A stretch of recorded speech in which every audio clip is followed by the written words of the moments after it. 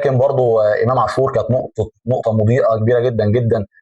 كانت نقطه مفصليه في نزول امام عاشور، وواخد واضح ان هو واخد تعليمات، وده اللي هنشوفه مع بعض بالحاله. امام عاشور في الكورتين الاثنين مفضي نفسه، في الجونين الاثنين مفضي نفسه ومدي لنفسه المساحه ان هو نازل على التصويب، والراجل قال له ان هيبقى فيه تصويب لان حارس المرمى اتكلمت قلت هو عنده مشاكل، وعملها قبل منه تريزيجيه، حط واحده قطوره رائعه في قلب القائم، كان هيبقى هدف عالمي.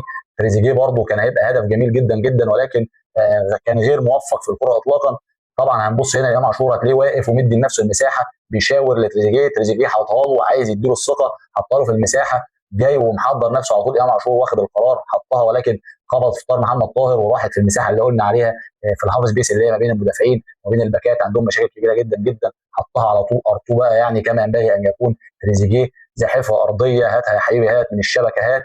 هدف رائع، هدف عالمي، ار2 على الارض، حاجه مميزه جدا جدا. ولكن بنرجع الكلام ده كله في التعليمات اللي قايلها الراجل امام عاشور ان هو نازل يصوب، عارف ان هو مصوب جيد، فتح له المساحه، بيفضي له مساحات، اللعيبه بتاخد وتفضي له مساحات. كذلك الامر في الجون الثاني، الجون الرابع بقى لامام عاشور بعد كده اتحضرت له كوره، هنلاقي هنا اللامركزيه ما بين هنلاقي هنا اللاعب الكوره اصلا لطاهر محمد طاهر، هو بن شرقي راح هناك ناحيه الجناح حطها لطاهر محمد طاهر. وهنبص هنا قبل ما الكوره تروح لطاهر وهي مع بن شرقي، هنبص هنا نلاقي امام عاشور بيشاور ومفضي نفسه في المساحه. لما لقى العمليه ضيقت تاني راح تاني فضل نفسه المساحه، قطع لتحت وفضل نفسه المساحه عشان هو واخد هدف التصويب ومركز على التصويب. حطها له طاهر من لمسه، محضر على طول، حط وقف الكره على طول بيمينه وبشماله على طول، زاحفه ارضيه على يمين حارس المرمى. حارس المرمى هنلاقي هنا الوضع التشريحي بتاع جسمه ما كانش افضل حاجه، وهو عنده مشكله كبيره جدا في الريفلكس، وعنده مشاكل كبيره جدا في التصويب.